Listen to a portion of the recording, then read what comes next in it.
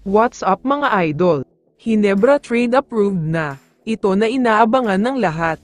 Pero bago mo sana ipagpatuloy ang panonood mo, ay huwag mong kalimutan na mag-subscribe bilang suporta sa aking YouTube channel. Maraming salamat idol. Para sa kaalaman ng lahat, official nang makakapasok sa next round o quarterfinals ang Barangay Hinebra, matapos lang naman nilang talunin at lampasuhin ang Phoenix Super LPG. Laglag na din ang Phoenix sa conference na ito.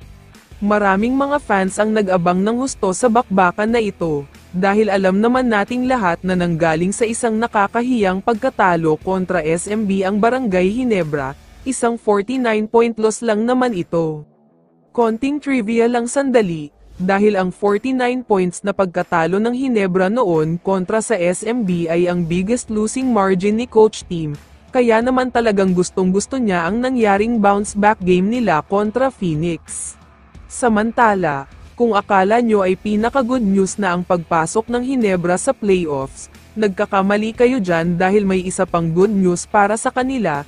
Ito nga ay tungkol sa superstar ng Blackwater Bossing na si Troy Rosario. Ayon kasi sa multiple sources, malapit na matapos ang elimination round pero hindi pa rin pumipirma ng bagong kontrata si Rosario sa Blackwater. Ang dahilan nga nito ay wala pa rin daw kasunduan tungkol sa usapang sweldo. Ayon pa sa source, malaking salary increase nga daw ang hinihingi ni Rosario mula sa Blackwater. Kayang-kaya naman daw nila magbigay ng ganyan kalaking halaga, pero parang superstar caliber na ang ganitong kalaking sweldo. Kaya naman ayon sa mga balita na nakalap natin, hanggang elimination round na lang daw si Rosario sa Blackwater. After nga daw nito ay aalis na siya at susubukan niya ang unrestricted free agency, kung saan pwede siya lumipat ng team. Pero para sa mga hindi nakakaalam, naglabas ng balita ang mga legit na source at sinasabing may 3 teams ang pinag-aagawan siya ngayon. Ito nga ay ang Barangay Hinebra, San Miguel Beermen at ang dating team niya na TNT Tropang Giga.